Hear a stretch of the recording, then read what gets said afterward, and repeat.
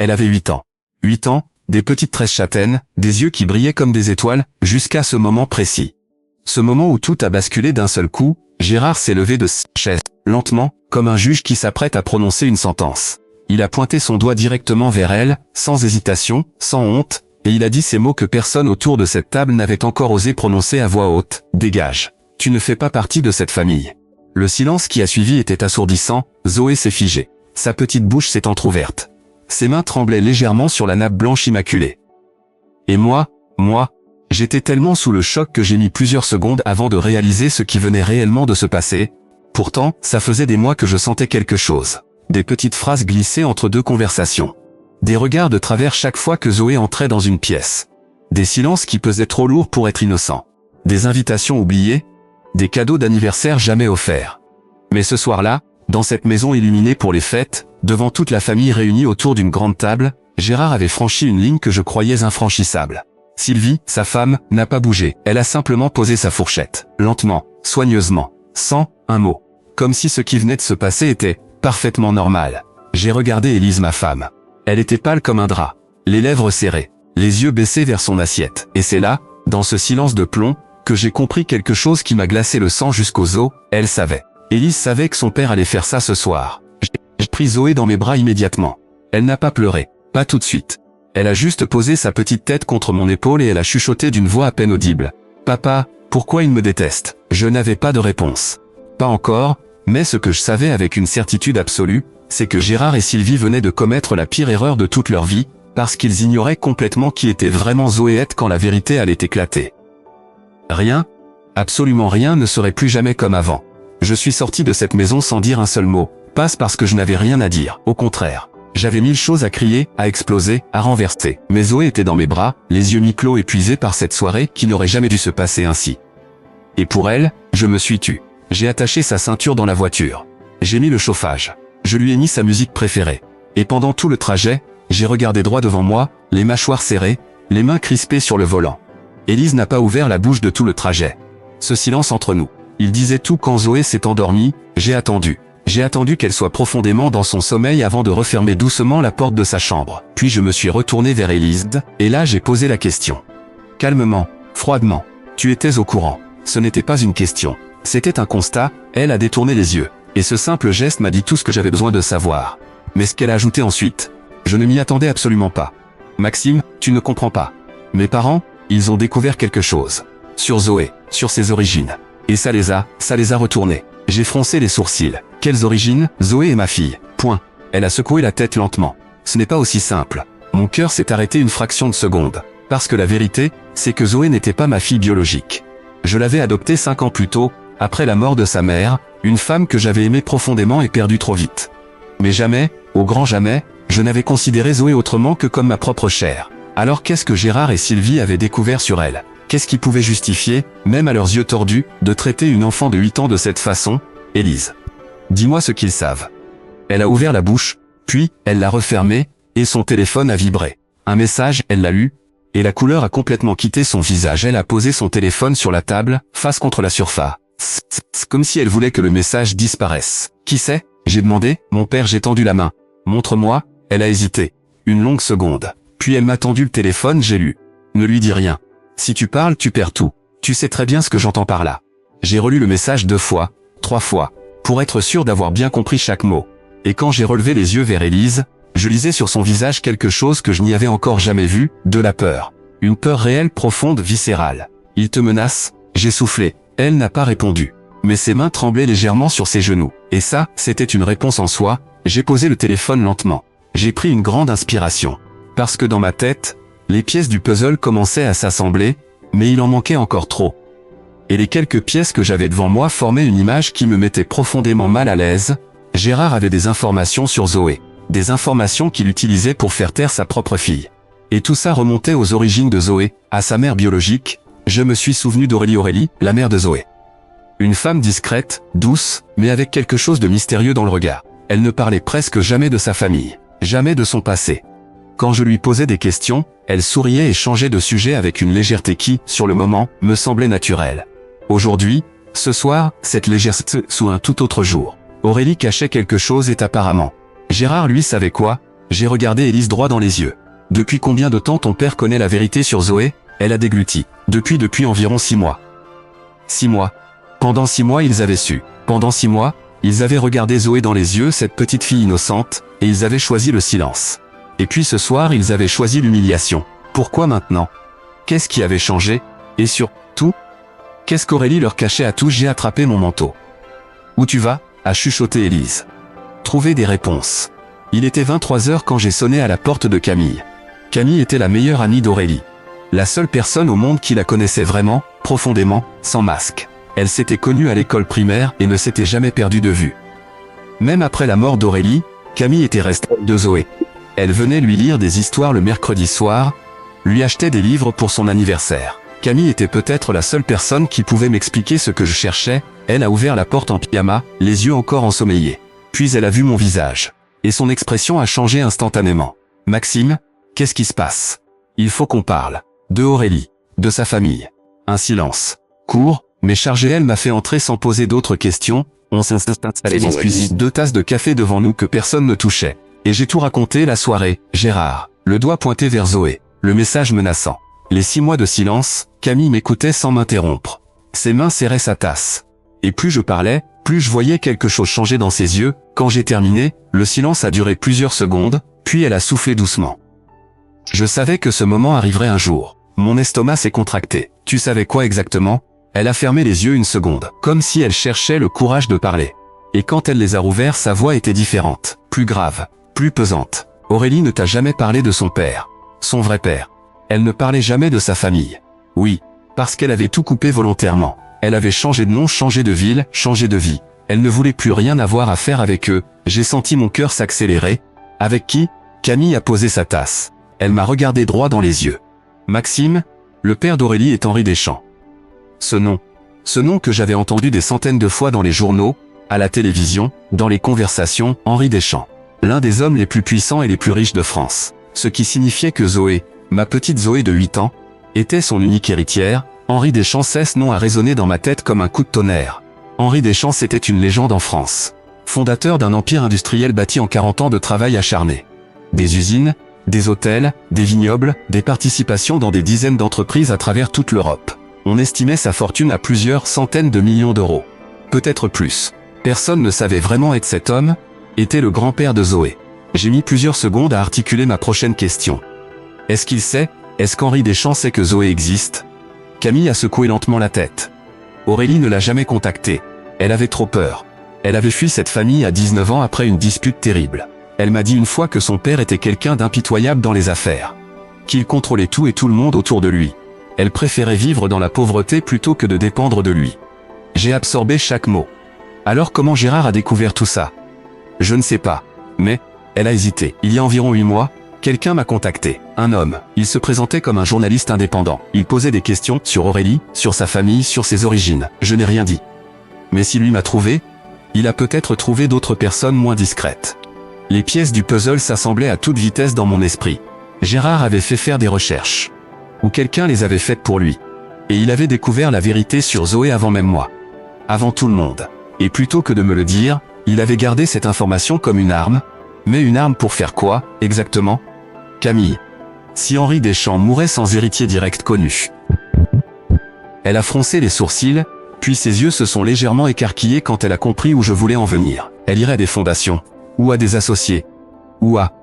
Elle s'est arrêtée. À des gens bien placés qui auraient su se rendre indispensables. J'ai terminé à sa place. Gérard ne voulait pas protéger sa famille. Il voulait contrôler Zoé avant qu'elle apprenne qui elle était vraiment, et il me restait une question, une seule, qui changeait absolument tout. Henri Deschamps était-il encore en vie? Je suis rentré chez moi à 1h du matin. Élise dormait, ou faisait semblant de dormir. Je me suis installé dans le bureau, j'ai ouvert mon ordinateur, et j'ai tapé 3 mots dans le moteur de recherche Henri Deschamps. Actualité, les résultats sont apparus instantanément, et le premier article m'a coupé le souffle. Henri Deschamps, 79 ans, hospitalisé depuis 3 semaines. L'empire Deschamps en attente d'un héritier. Il était vivant. Mais à peine, j'ai lu l'article en entier, les yeux dévorant chaque ligne. Henri Deschamps avait été hospitalisé d'urgence après un accident vasculaire cérébral. Son état était stable mais grave. Et selon des sources proches de son entourage, ses avocats avaient récemment lancé des recherches discrètes pour retrouver sa fille, Aurélie, dont il était sans nouvelles depuis plus de 20 ans. Sa fille. Aurélie, la mère de Zoé, ce qu'il ne savait pas encore, c'est qu'Aurélie était morte depuis 5 ans. Et qu'elle avait laissé derrière elle une petite fille de 8 ans aux yeux brillants comme des étoiles. J'ai fermé les yeux une seconde, tout devenait terriblement clair. Gérard avait vu ces articles. Gérard avait fait le lien. Et Gérard avait compris que si les avocats d'Henri Deschamps retrouvaient Zoé avant lui, il perdrait tout contrôle sur la situation. Alors il a essayé d'agir en premier, d'isoler Zoé, de l'écarter de la famille officiellement. Peut-être même de la discréditer d'une façon ou d'une autre. Ce dîner de ce soir, ce n'était pas une explosion de colère, c'était un calcul, j'ai senti une nausée monter dans ma gorge, mais il y avait encore quelque chose qui m'échappait. Quelque chose d'important. Si les avocats d'Henri cherchaient Aurélie en passant par des voies discrètes, peut-être que quelqu'un avait déjà répondu à leur place. J'ai cherché le nom du cabinet d'avocats mentionné dans l'article. Cabinet Perrine & Associés. Paris 8e arrondissement. J'ai noté le numéro. Puis mon regard est tombé sur quelque chose d'autre dans les résultats de recherche. Un second article. Publié il y a seulement 4 jours. Les avocats de la famille Deschamps confirment, une héritière directe a été localisée. Mon sang s'est figé, il savait déjà, il savait que Zoé existait, Etsy le savait.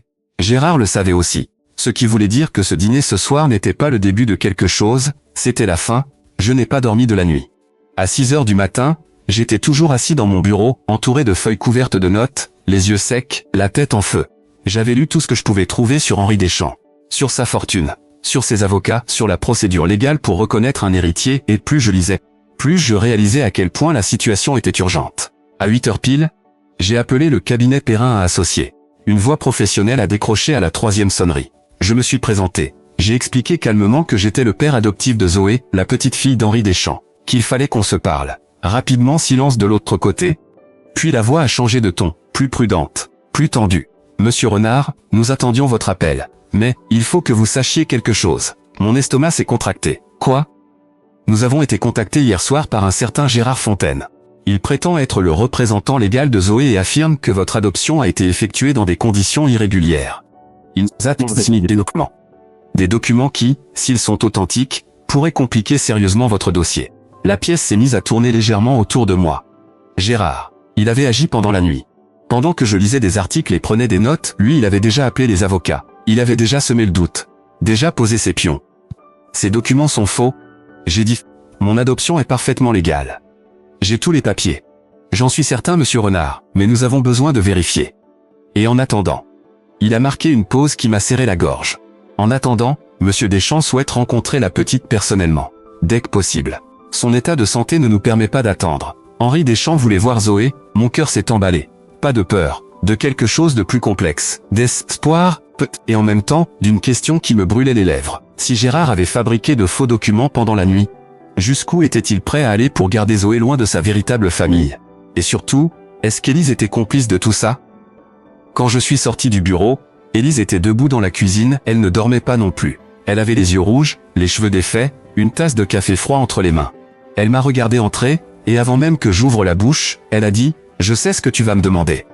Alors réponds-moi. » Elle a posé sa tasse. Elle a pris une longue inspiration. « Mon père m'a appelé hier soir après ton départ. Il m'a dit ce qu'il avait prévu de faire. Les documents, les avocats, tout. » Sa voix tremblait légèrement. Il voulait que je l'aide. Que je témoigne que ton adoption de Zoé avait été précipitée, mal faite, que tu n'étais pas un père stable. J'ai senti la colère monter comme une vague brûlante dans ma poitrine. Et ses yeux se sont remplis de larmes. Le silence entre nous était tendu comme un fil. J'ai dit non, Maxime. Et c'est là qu'il m'a envoyé ce message. Celui que tu as lu. Elle a dégluti. Mon père n'est pas quelqu'un qu'on contrarie facilement. Il a des moyens. Il a des contacts. Et il a des choses sur moi. Des erreurs que j'ai faites il y a longtemps, avant toi. Des choses dont il m'a toujours dit qu'elles me détruiraient si elles sortaient. Ma colère s'est mélangée à quelque chose de plus douloureux. De la pitié. De la tristesse. Je sais. Une larme a glissé sur sa joue. Mais écoute-moi, parce que j'ai fait quelque chose cette nuit. Pendant que tu étais dans le bureau, j'ai pris mon téléphone. Et j'ai tout enregistré. Elle a posé son téléphone sur la table entre nous. Elle a appuyé sur lecture, la voix de Gérard a rempli la pièce claire. Nette, implacable. Ces documents, je les ai fait fabriquer par quelqu'un de discret. Personne ne pourra prouver quoi que ce soit. Et quand j'aurai la tutelle de la petite, Deschamps me recevra comme il se doit. Cette fortune ne partira pas dans les mains d'un étranger. Élise avait enregistré son propre père en train d'avouer une falsification de documents. J'ai regardé mon téléphone. Les avocats Perrine & Associés attendaient toujours ma réponse. Désormais, J'avais bien plus qu'une réponse à leur donner, j'ai rappelé le cabinet Perrin à 9 heures précises, cette fois, j'ai demandé à parler directement à Maître Perrin, pas à son assistante, pas à un collaborateur. À lui. Et quand il a décroché, je n'ai pas perdu de temps en politesse. Je vous envoie un fichier audio dans les 30 secondes, écoutez-le attentivement. J'ai transféré l'enregistrement. J'ai attendu, 2 minutes de silence. Puis Maître Perrin a repris la ligne, et sa voix avait changé. Elle était devenue froide, précise, professionnelle d'une façon qui signifiait que les choses venaient de basculer. Monsieur Renard, les documents transmis par Monsieur Fontaine seront immédiatement écartés de notre dossier. Nous allons également transmettre cet enregistrement au procureur compétent. La fabrication de faux documents dans une procédure d'héritage est un délit pénal sérieux. J'ai fermé les yeux une seconde, de soulagement, de colère froide, des deux à la fois. Et pour la rencontre avec Monsieur Deschamps, demain matin, 10 heures, clinique Sainte-Hélène, Paris 16e. Monsieur Deschamps a été informé que Zoé existe. Il insiste pour la voir au plus vite. Son état ne nous laisse pas beaucoup de temps, malheureusement. J'ai raccroché. J'ai regardé Ellie qui attendait debout dans le couloir, les bras croisés sur sa poitrine. Elle avait tout entendu. Dans ses yeux, je lisais quelque chose de difficile à définir. Un mélange de honte pour son père, et de quelque chose qui ressemblait à de la fierté, peut-être. Pour elle-même, j'allais lui parler quand la sonnette de la porte d'entrée a retenti fort. Insistante, je savais déjà qui c'était avant même d'ouvrir. Gérard se tenait sur le pas de la porte, le visage écarlate, les mâchoires serrées. Ses yeux m'ont traversé comme deux lames. Tu as osé envoyer cet enregistrement aux avocats. Ce n'était pas une question, c'était une accusation. Entre. J'ai dit calmement. Je n'entrerai pas dans cette maison. Tu m'écoutes, Renard. Si tu penses que tu vas emmener cette gamine à Paris sans ma permission, tu te trompes lourdement. J'ai encore des cartes à jouer. J'ai soutenu son regard sans ciller. Tu n'as plus rien, Gérard. Il a souri. Un sourire qui m'a glacé. Tu crois vraiment ça? Et il a sorti une enveloppe de sa veste intérieure. L'enveloppe était froissée au coin. Jaunie par le temps, Gérard me l'a tendue avec un sourire mauvais, lisse. J'ai pris l'enveloppe. Je l'ai ouverte lentement. À l'intérieur, il y avait plusieurs feuilles manuscrites.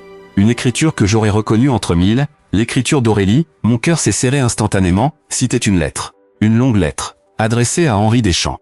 Datée de presque 6 ans.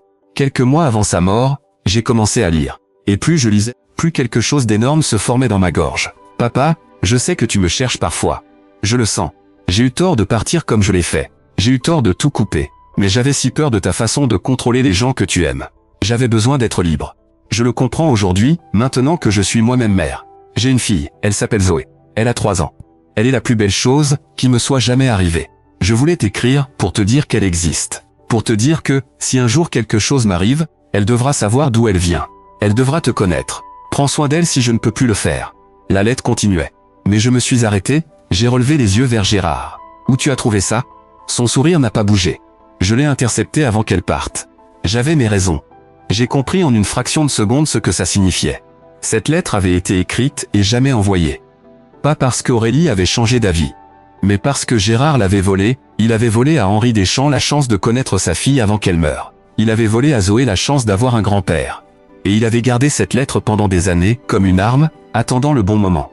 Tu penses que ça me nuit? J'ai dit doucement, il a haussé les épaules. Cette lettre montre qu'Aurélie voulait que sa fille connaisse sa famille biologique, pas toi. J'ai soigneusement replié la lettre. Je l'ai glissée dans ma veste. Cette lettre montre exactement ce que je vais expliquer à Henri Deschamps demain matin. Que sa fille voulait que Zoé le connaisse. J'ai regardé Gérard droit dans les yeux. Et elle montre surtout que toi, tu as tout fait pour empêcher ça. Le sourire de Gérard s'est figé.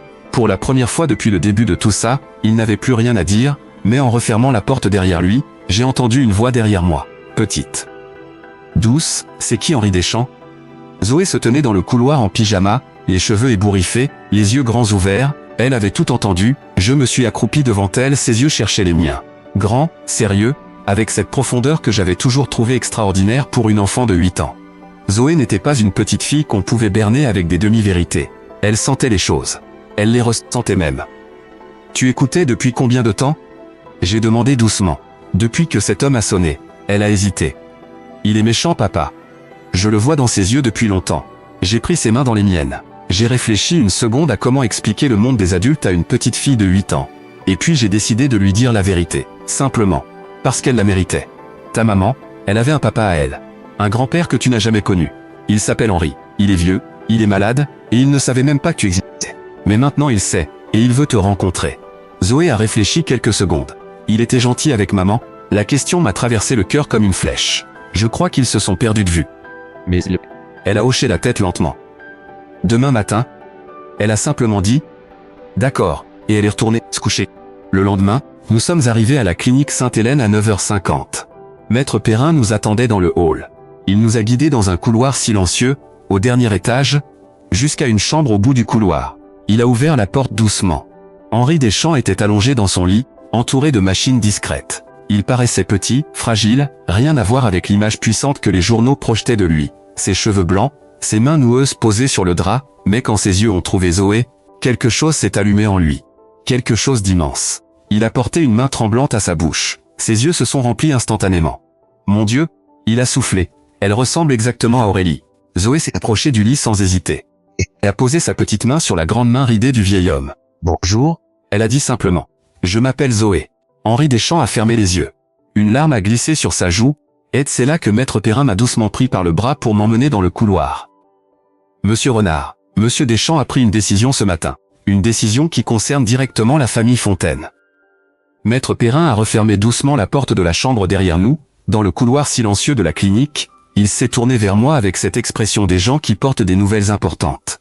Ni triste, ni joyeuse. Simplement lourde. Monsieur Deschamps a été informé hier soir de l'intégralité de la situation. L'enregistrement que vous nous avez transmis, les faux documents, les tentatives d'interférence de Monsieur Fontaine. Tout.